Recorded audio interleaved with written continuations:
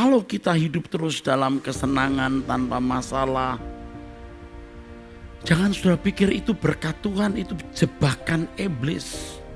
Orang-orang seperti ini sangat berbakat untuk dipegang oleh Tuhan. Dia tidak akan pernah menyesali perjalanan hidupnya yang pahit kalau mengerti bahwa hal itu menggiringnya kepada kehidupan. Kalau kamu punya pasangan hidup yang baik, kamu punya anak-anak yang sehat, sempurna dan sukses, kamu kaya, kamu terhormat, kamu tidak bisa balik kepada Tuhan. Kita sering berpikir betapa nikmatnya, betapa nyamannya hidup kalau COVID-19 ini kurvanya turun terus lalu habis. Lalu kehidupan bisa menjadi normal. Pikiran itu menjadi salah bagi kita. Apakah ada COVID, apakah tidak ada COVID? Yang penting bagaimana kita menemukan Allah dalam hidup kita ini. Ada COVID, nggak ada COVID, kita mati juga, saudara. Jangan mimpi setelah COVID ini lewat nanti hidup kita normal. Normal kita adalah ketika kita bisa dimiliki oleh Allah dan Allah memiliki kita. Sulit kan dimengerti? Kalau kita hidup terus dalam kesenangan tanpa masalah, jangan sudah pikir itu berkat Tuhan, itu jebakan iblis. Kesulitan besar dalam hidup dengan segala kekecewaannya dapat membuka mata pikiran kita untuk bisa melihat hal yang lebih bernilai dari apa yang dapat dilihat oleh manusia.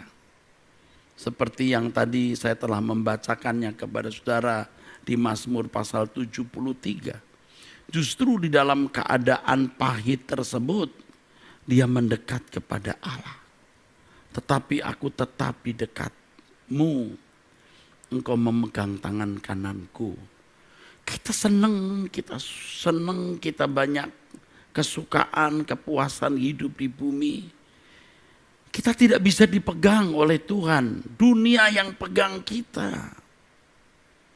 Apa yang menenggelamkan hidupmu, yang membuat engkau merasa bahagia, yang engkau merasa lengkap, itulah yang memegang hidupmu, yang memiliki hidupmu, dan engkau memiliki mereka.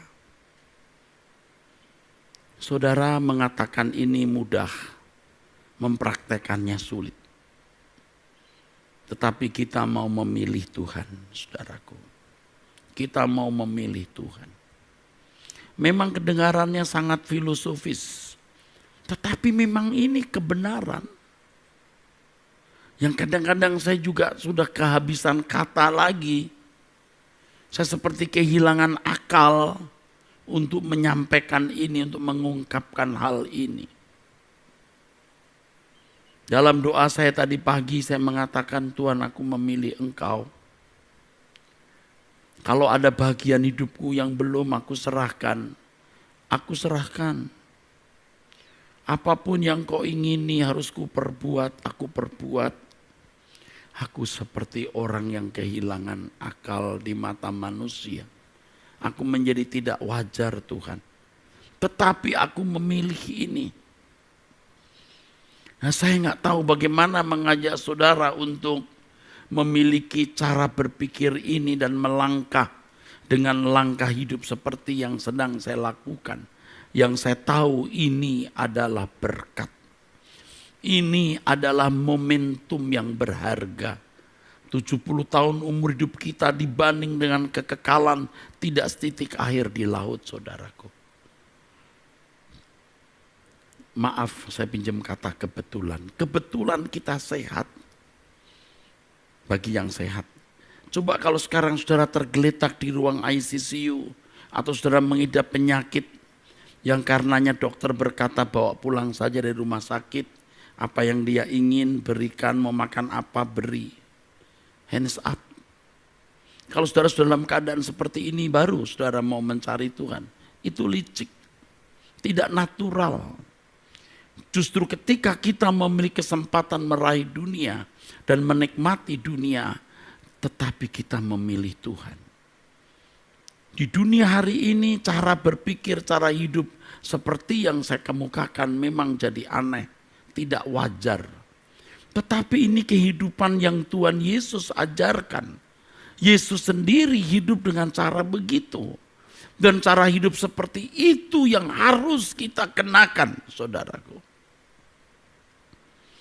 Saya telah melewati tahun-tahun tidak hidup dengan cara yang benar, walaupun saya bukan pelanggar moral.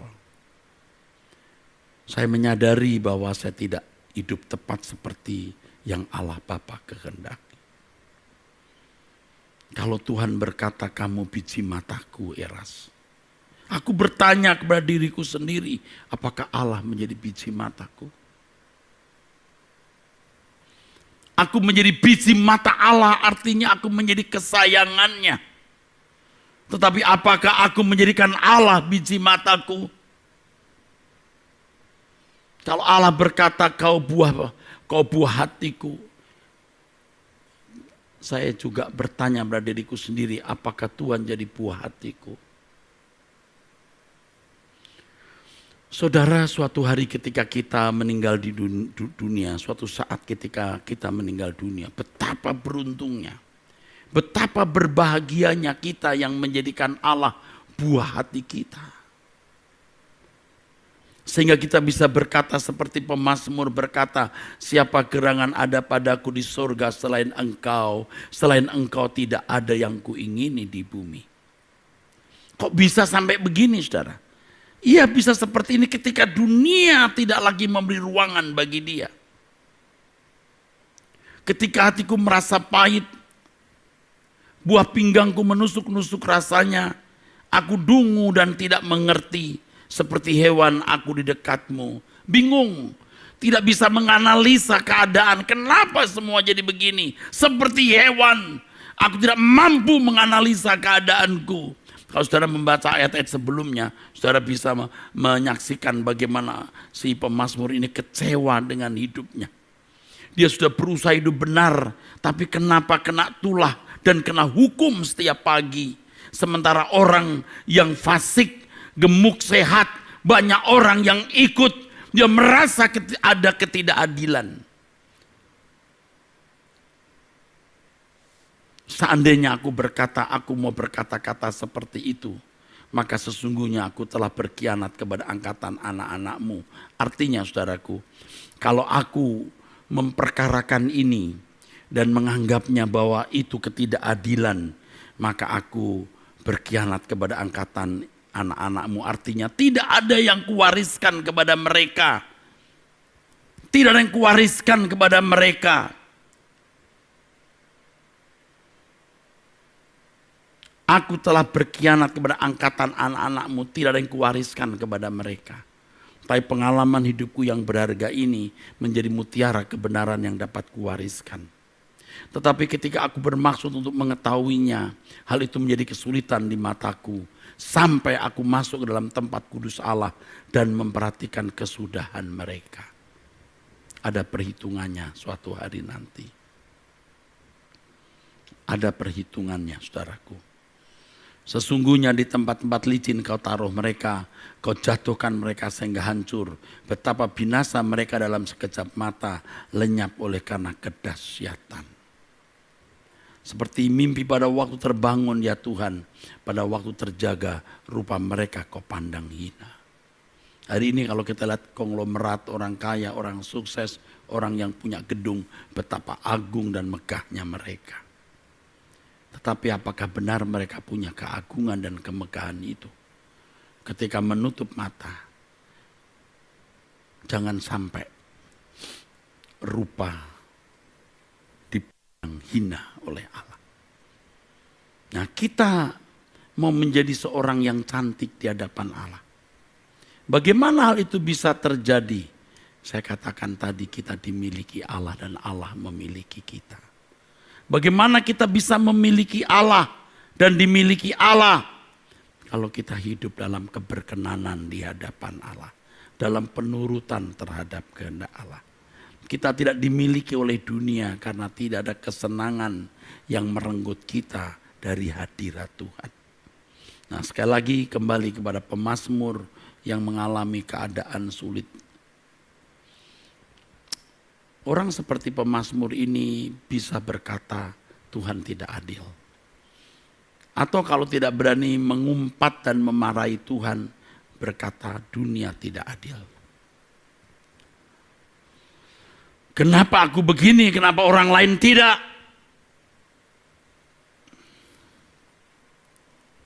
Dengan nasihatmu engkau menuntun aku, karena engkau memegang tangan kananku. Kenapa Tuhan bisa pegang tangan kanan kita? Karena kita dekat padanya. Saya berkata kepada seorang yang berkata kepada saya, hari-hari ini saya kecewa dengan hidup saya. Memang dalam perjalanan hidupnya dia mengalami kekecewaan, perlakuan tidak adil orang tua. Ia mengalami bullying dan perlakuan-perlakuan jahat dan tidak adil dari orang-orang yang sepantasnya melindungi dia. Maka dia berkata, aku kecewa dalam hidup ini. Saya mulai bicara panjang lebar. Akhirnya ia menjadi kuat. Orang-orang seperti ini sangat berbakat untuk dipegang oleh Tuhan. Dia tidak akan pernah menyesali perjalanan hidupnya yang pahit kalau mengerti bahwa hal itu menggiringnya kepada kehidupan. Dan dengan nasihatmu engkau menuntun aku, dan kemudian engkau mengangkat aku ke dalam kemuliaan. Satu kalimat yang saya katakan kepada saudara yang kecewa itu, kalau kamu punya pasangan hidup yang baik, kamu punya anak-anak yang sehat, sempurna dan sukses, kamu kaya, kamu terhormat, kamu tidak bisa balik kepada Tuhan. Saya mengatakan ini bukan bermaksud mereka yang memiliki pasangan hidup yang baik, yang ekonominya baik, yang anak-anaknya sukses berarti akan terhilang. Ingat perkataan Tuhan. Lebih mudah seekor unta masuk lubang jarum daripada orang kaya. Mereka harus berjuang untuk bisa keluar dari kubangan kesenangan-kesenangan hidup dan kebahagiaan hidup manusia pada umumnya itu dan masuk dalam kesukaan Tuhan. Dan tidak memandang semua keberhasilan dan suksesnya sebagai kebahagiaan hidup. Kebahagiaannya haruslah Tuhan. Tidak mudah bukan? Karena mereka sudah ada dalam telaga kemewahan, telaga sukacita dan kesenangan versi dunia. Berbeda dengan mereka yang ada dalam kubangan penderitaan, kubangan persoalan, sehingga cenderung menjadi kecewa. Tetapi dengan kekecewaan itu kita bisa berkata, selain engkau, tidak ada yang kuingini di bumi. Jujur saja saudara, saya pernah mengeluh dan keluhan ini saya sampaikan kepada orang dekat saya, saudaraku. Saya berkata begini, saudara. Saya tidak perlu cerita panjang lebar, saudaraku. Saya berkata, apakah ada pendeta ya yang kekecewaan dan penderitaannya seperti yang kualami? Karena saya melewati kekecewaan yang luar biasa waktu itu. Ya. Sampai saya berkata, apakah ada pendeta yang memiliki kekecewaan seperti yang aku alami ini?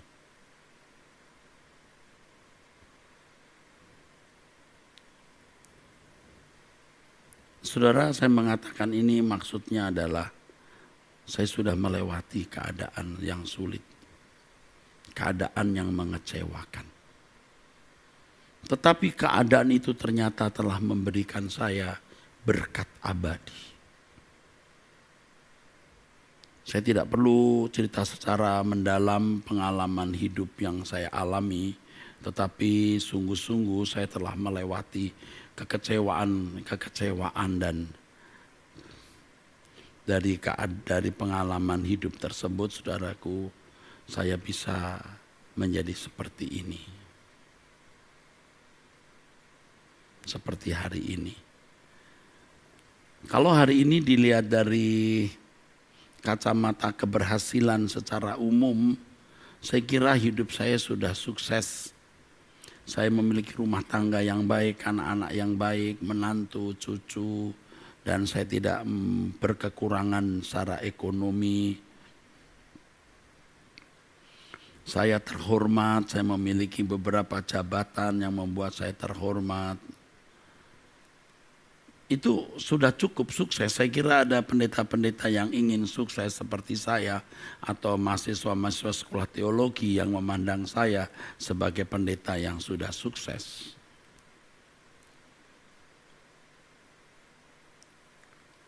Tetapi saya mau beritahu kepada saudara, saya tidak merasa sukses.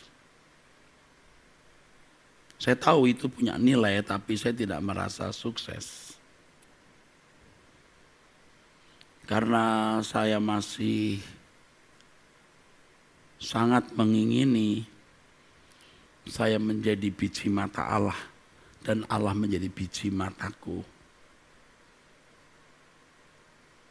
Saya ingin menjadi seorang yang benar-benar menjadi kesukaan Bapa di surga. Menjadi kesukaan Bapa di surga. Selain Engkau tidak ada yang kuingini di bumi. Wah, saudaraku, itu luar biasa.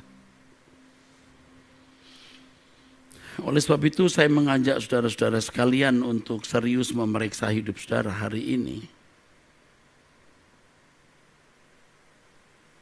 Kalau kita melewati keadaan-keadaan yang pahit, ya, kekecewaan-kekecewaan, kita malah bisa berpikir sehat. Ajaib ya saudara. Bisa berpikir sehat artinya kita bisa memikirkan perkara-perkara kekekalan. Kita bisa menjadi bijaksana dengan menghitung hari. Berapa lama sih hidup ini? Berapa lama sih? Dan berapa senangnya sih hidup ini?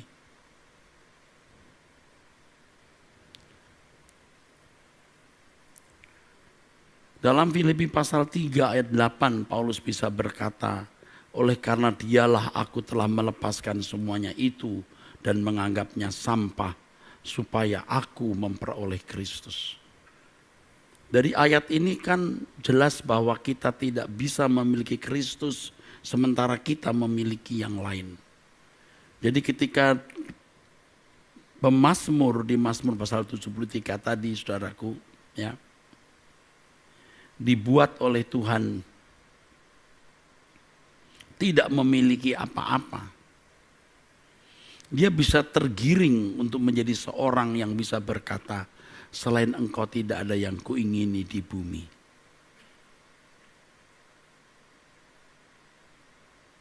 Memang bagi orang-orang muda ini sulit. Tetapi kalau orang-orang muda bisa melakukan hal ini, wah luar biasa. Seiring dengan perjalanan waktu nanti dia akan jadi luar biasa sekali. Dengan umur saya di atas 60 tahun ini, saya baru bisa mengerti hal ini. Sebenarnya seperti terlambat, saudara. Tapi terlambat bukan berarti tidak sampai. Rasa-rasanya terlambat. Ya, rasa-rasanya terlambat.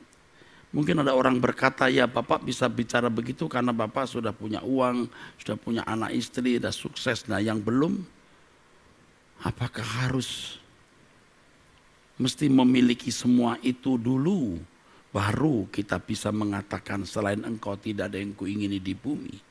Justru kalau kita melihat pengalaman pemazmur tadi, justru ketika dia tidak memiliki kesempatan meraih dunia, dia bisa berkata begitu. Kondisi itu bagus. Jadi ini berita baik bagi saudara-saudara sekalian yang merasa gagal hidup. dan melihat ke depan itu tidak ada harapan untuk menikmati hidup. Baik secara ekonomi, dalam rumah tangga, dalam pergaulan, Anda seperti tidak memiliki jalan atau ruangan untuk bisa menikmati kehidupan yang bahagia seperti manusia lain. Anda masih punya satu ruangan, dan ruangan itu ruangan yang terbuka untuk saudara, itu ruangan Tuhan. Masuk ruangan ini, tinggalkan ruangan yang lain. Saya punya banyak ruangan, saudaraku, yang saya bisa nikmati dengan posisi yang saya miliki hari ini.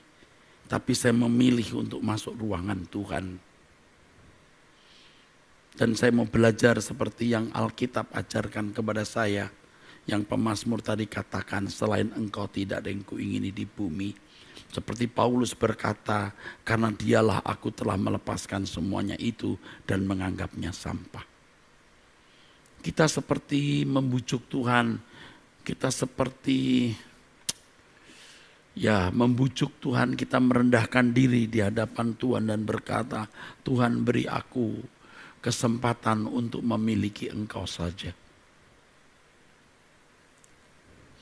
Buat aku tidak mengingini apapun dan siapapun, tetapi aku hanya memiliki Engkau.